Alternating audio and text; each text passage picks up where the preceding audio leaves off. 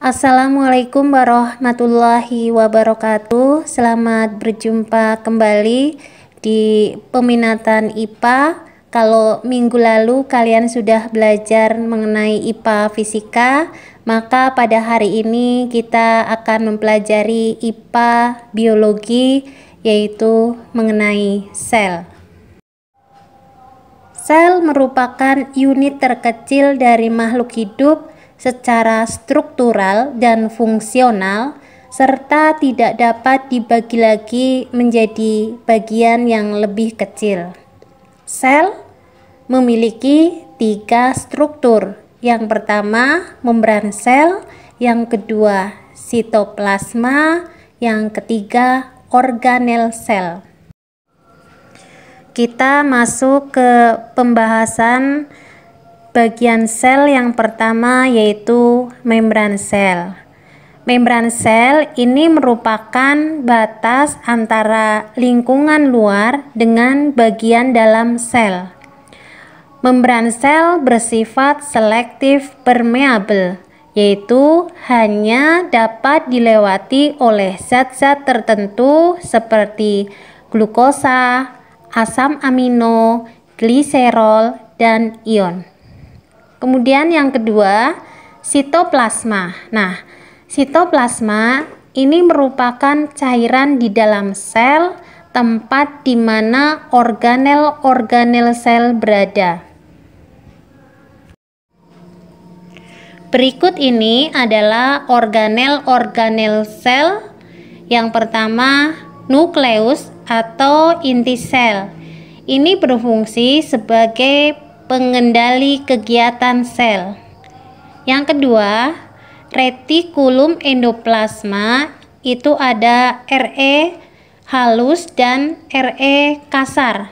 Fungsinya untuk sintesis protein. Perhatikan di bawah ini adalah gambar dari Re atau retikulum endoplasma. Organel sel berikutnya yaitu ribosom, fungsinya untuk sintesis protein. Kemudian yang keempat, ini ada kompleks Golgi. Kompleks Golgi merupakan organel sekretori. Kemudian yang kelima, lisosom. Fungsi lisosom yaitu untuk melakukan pencernaan intrasel. Kemudian juga untuk autofag, yaitu suatu proses yang dilakukan oleh lisosom untuk membuang dan menurunkan atau degradasi beberapa sel yang tidak dapat berfungsi lagi atau rusak pada organel sel.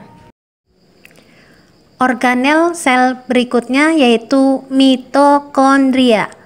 Fungsi dari mitokondria yaitu untuk respirasi sel. Nah, perhatikan di bawah ini adalah gambar mitokondria, itu ada lipatan-lipatan pada bagian-bagiannya. Kita lanjutkan yang ketujuh, kloroplas. Kloroplas hanya terdapat pada sel tumbuhan dan alga. Di dalam kloroplas terdapat klorofil atau pigmen fotosintesis dan stroma. Pigmen fotosintesis berfungsi untuk menangkap cahaya matahari yang akan diubah menjadi energi kimia. Fungsi kloroplas yaitu sebagai tempat berlangsungnya fotosintesis. Yang kedelapan, sentriol. Setiap sel hewan, beberapa mikroorganisme, dan tumbuhan tingkat rendah memiliki 2 sentriol dalam sitoplasma. Sentriol berperan dalam proses pembelahan sel. Berikut ini adalah gambar sel hewan dan sel tumbuhan. Perhatikan dari gambar sel hewan terlebih dahulu.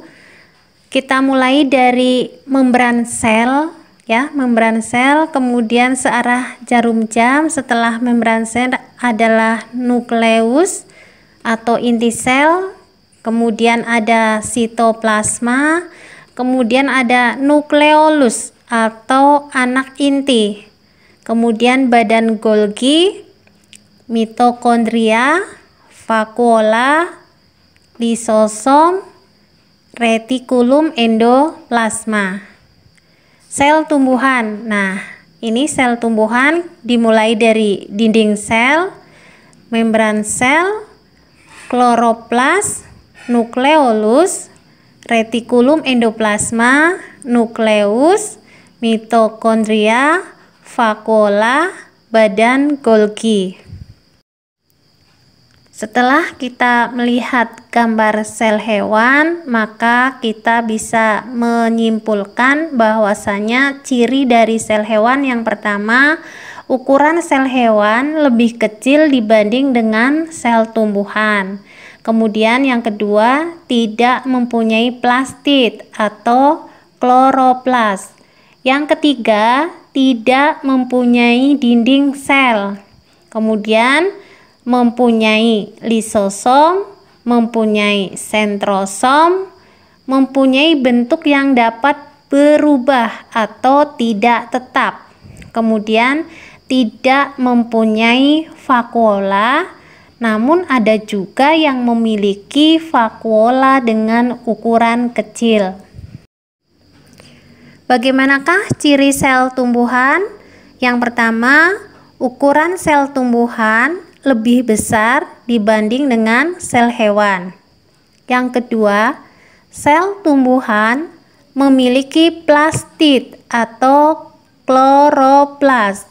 Yang ketiga, mempunyai dinding sel dan membran sel. Yang keempat, tidak mempunyai lisosom. Yang kelima, tidak memiliki sentrosom. Yang keenam, memiliki bentuk yang tidak berubah atau tetap. Yang ketujuh, memiliki vakuola yang berukuran besar dan biasanya berjumlah banyak.